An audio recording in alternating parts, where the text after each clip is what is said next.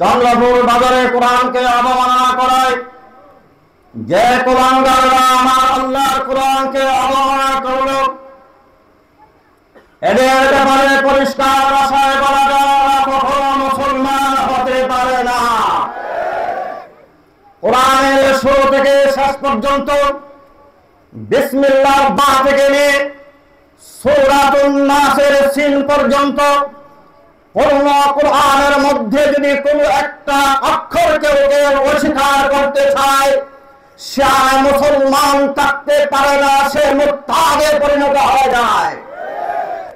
সম্মানিত তাওহীদি জনতা, আজকে যে কুলাঙ্গাররা আল্লাহর কোরআনকে অবমাননা করলো, জুতো বিকার করলো, ওরা শুধু কোরআনের অংশকে অস্বীকার করে নাই, আল্লাহর কোরআনের শুরু থেকে শেষ পর্যন্ত প্রতিটা বিধানকে, প্রতিটা আহকামকে অবমাননা করে এই কথা বুঝাতে চাই, আল্লাহর প্রদত্ত কোরআন আমরা মানি না, মানি না, মানি না। মুহতারাম উপস্থিতি, আমাদেরকে এই কথা মনে রাখতে হবে। এখানকার ঘটনা সবার সামনে পরিষ্কার।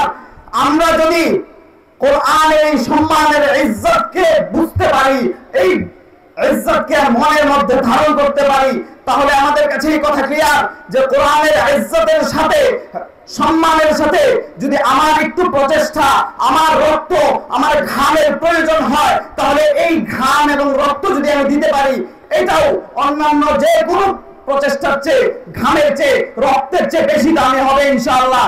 সুতরাং আমার আহ্বান থাকবে, এখন ওই বিষয়টা শেষ হয় নাই, অনেক লম্বা হয়ে গেছে, অনেক লম্বা হয়ে গেছে।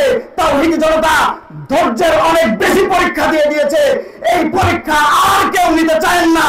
যদি আজকের মধ্যে আগামী 24 ঘন্টার আলটিমেটাম এখানে ইতিমধ্যে দেওয়া হয়ে গেছে, আগামী 24 ঘন্টার মধ্যে আমাদের ধৈর্যের বাঁধকে ভেঙে দেওয়া হয়, তাহলে আমাদের এই রক্ত, আমাদের এই ঘামকে সর্বোচ্চ নজরানা দেওয়ার জন্য কে কে প্রস্তুত আছেন হাত তুলে দেখায় দেন।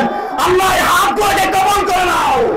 আমরা আমাদের এই প্রচেষ্টাকে এখনো পর্যন্ত ধৈর্যের সাথে আটকে রেখেছি, কিন্তু প্রয়োজন হলে মনে রাখবেন তাওহীদি জনতা এই বুকের ঘাম, বুকের তাজা রক্ত আর শরীরের ঘামকে আটকে রাখবে না, সর্বোচ্চ কাজের জন্য, সবচেয়ে সম্মানিত পথের জন্য বিলিয়ে দেবে ইনশাআল্লাহ। মাত্র 30% টাকায় জমির মালিক হয়ে নতুন বাংলাদেশের গড়ে তোলার স্বপ্ন দেখা বাংলা বসতি। যে আমাদের কোরআনুল কারীমকে অবমাননা করেছে, যে কোরআন আরশে আজিম থেকে পৃথিবীতে এসেছে, যে কোরআনকে পবিত্রতা রহিত স্পর্শ করা নাজায়েজ, সেই কোরআনকে যারা অবমাননা করে, সেই কোরআনকে যারা অবমূল্যায়ন করে, কোরআনের ভাষায় তাদেরকে মুরতাদ বলা হয়। যারা ইসলাম থেকে বের হয়ে যায়, কোরআনের অবমাননার কারণে সে ইসলাম থেকে বের হয়ে যায়।